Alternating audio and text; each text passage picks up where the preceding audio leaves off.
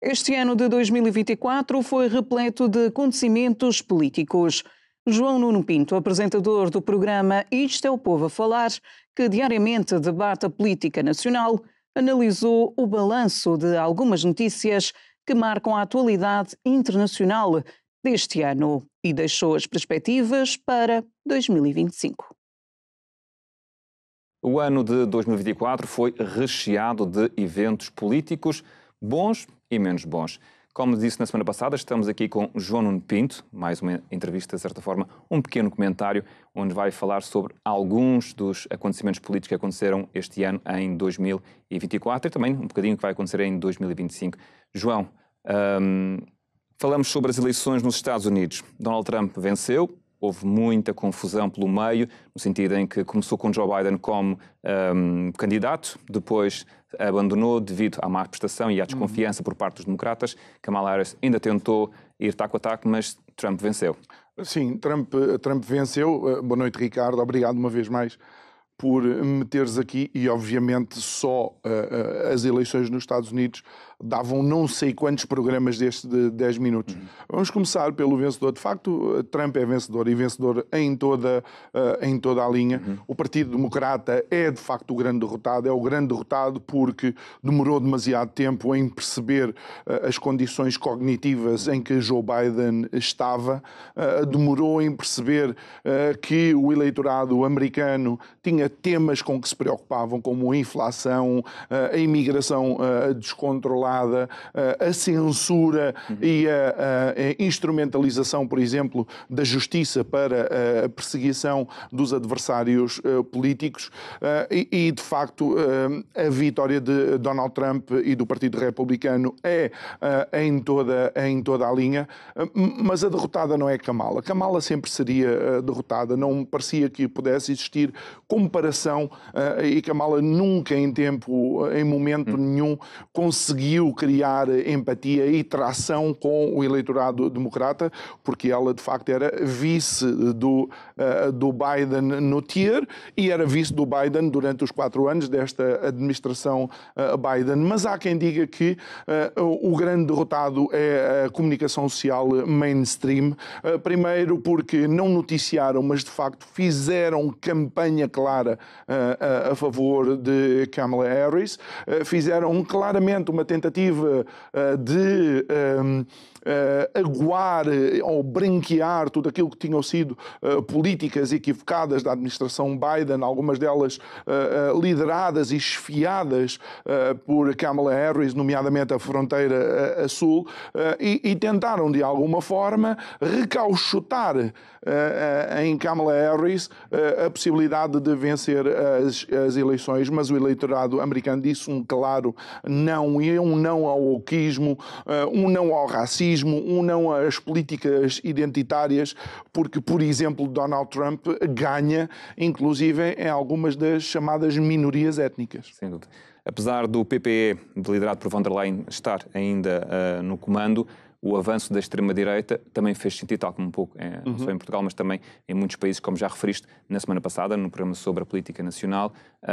Essa vitória, neste caso dos partidos que ascenderam, é outro sinal claro que tem que haver mudanças para o povo. Que está a haver mudanças, não é? Que estão a existir mudanças, pelo menos naquilo que são os partidos no qual as pessoas colocam a sua confiança para que mudem as políticas. Mas é importante mencionar que von der Leyen, ou aliás este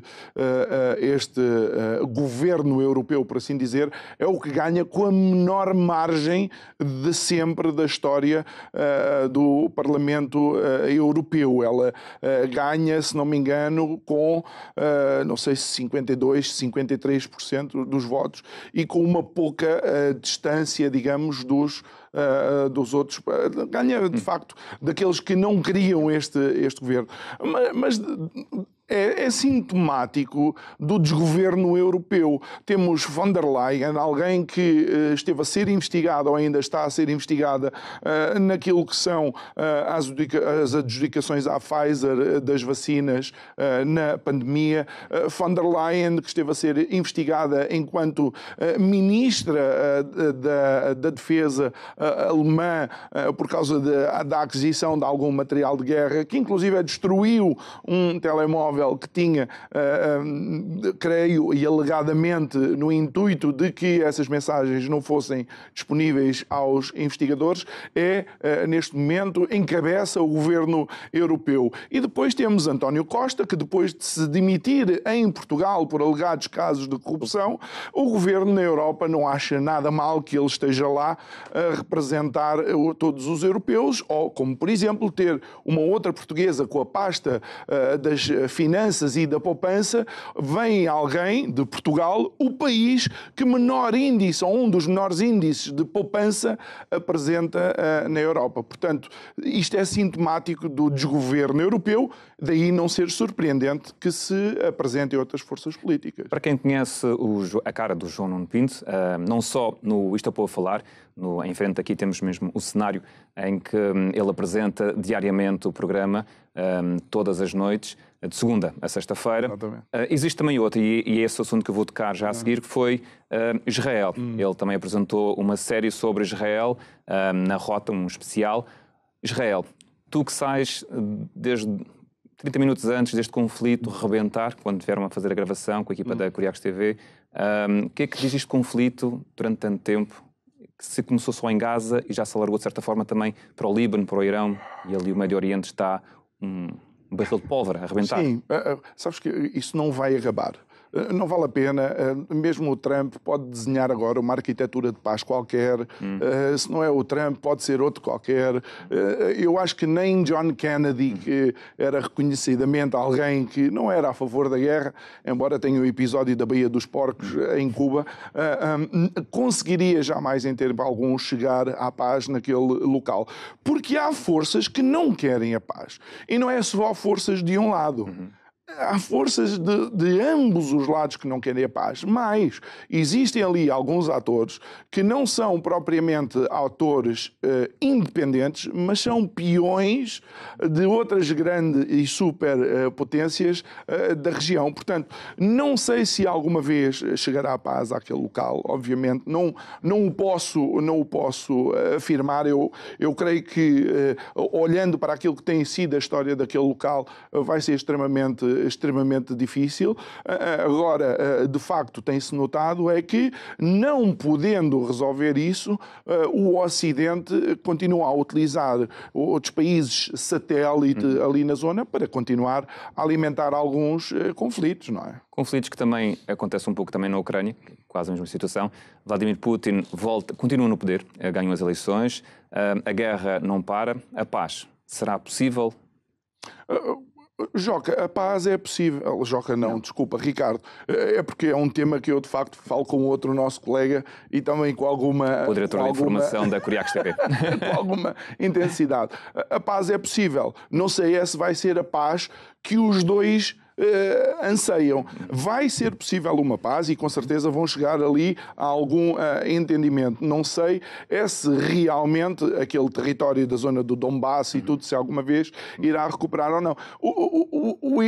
O interessante disto é que, se tu fizeres o paralelo, algumas das forças políticas que defendem Gaza não se interessam por defender o Donbass. Não conseguem imaginar o Donbass como uma população russófona, uma população que tem ali gerações e gerações naquela zona e que, de repente, alguém lhes determinou uma fronteira, tal como em Gaza, e que agora têm que viver com aquilo. Ou seja, não têm a capacidade de autodeterminação. Mas isto é o cenário político mundial. Está assim. As pessoas acusam numa determinada situação e numa situação idêntica são a favor. Isto mostra que, de facto, agora a questão da Ucrânia vai passar muito pela capacidade que Donald Trump terá de ser uma alavanca de paz junto de Vladimir Putin. 2024 ficou marcado por várias quedas de governos, nomeadamente na Alemanha, em França e agora mais recentemente na Síria. Isto mostra a revolta popular? Mostra, mas deixem-me começar pela Roménia. onde na primeira volta, não sei se tínhamos isso aí apontado, mas acho que faz todo sentido, onde na primeira volta há um candidato que ganha, a projeção é para que tenha mais de 60% na segunda volta, e porque o candidato está eventualmente alinhado a forças políticas que não interessa a outros atores, o Tribunal Constitucional obriga a repetição da primeira volta. Portanto, olhando para isso, é natural que todos estes cenários aconteçam. Agora, por exemplo, em relação à Síria, a Síria é claramente um Estado que acabou por ser peão, na realidade acabou por ser vítima da não resolução das situações em Gaza. Porque, pese embora eu tenha algumas reservas em relação àquilo que foi quase 50 anos da mesma família no poder, não é? De pai para filho, a verdade é que a Síria ainda era um país onde as comunidades minoritárias religiosas podiam subsistir. Na Síria ainda existiam comunidades seculares muito antigas, portanto milenares, aliás, de religiões como, por exemplo, o cristianismo, que aquela estamos a falar de uma zona onde o cristianismo foi o seu berço, não é? Naquela zona também. E eu não sei o que é que vai acontecer a isso, porque estes mesmos rebeldes são os rebeldes que há uns anos atrás andavam a degolar pessoas na praia e andavam a destruir igrejas e andavam a destruir os budas no Afeganistão. E olhando para a Síria uma vez mais, na realidade era um governo, o governo de Bashar al-Assad, exatamente, tinha uma diferença em relação a alguns governos.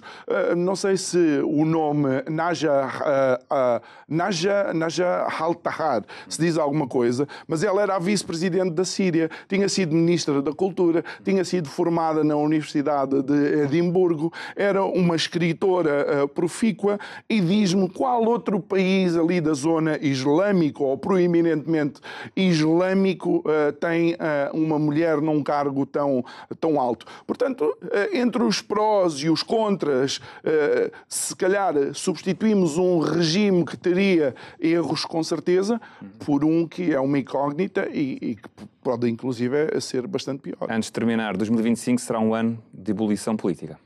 Sim, 2025 vai ser um ano de ebulição, vai ser um ano de incógnita também, não quero estar a repetir esta palavra. Eu gostava de dizer que acredito na integridade e na humanidade para chegar a bom porto, mas não de todo. Tenho alguma expectativa que alguns conflitos se resolvam, ou então vão só transferir geograficamente para outros pontos, porque ainda existe um complexo militar industrial que precisa de conflitos para se alimentar. Estes foram alguns. Como vos disse, o tempo é curto. Hoje esticamos mais um bocadinho o tempo, mas é sempre pouco o tempo para falar de muita coisa que aconteceu em 2024. 2025, como já dissemos, será uma incógnita, logo veremos. E eu agradeço novamente aqui ao João por este bocadinho de política internacional aqui neste Informação Minuto. João, muito obrigado. Obrigado, Ricardo.